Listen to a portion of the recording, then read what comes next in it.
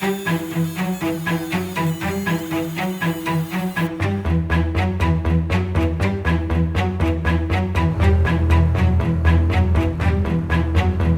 set the best, fastest time. That's right, you've received our UPM. They will go for another round before the time runs out.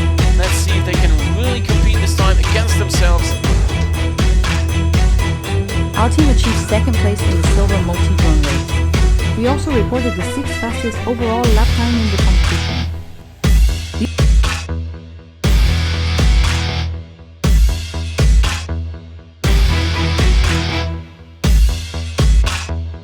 These results are the outcome of months of intensive development and testing. Our work focused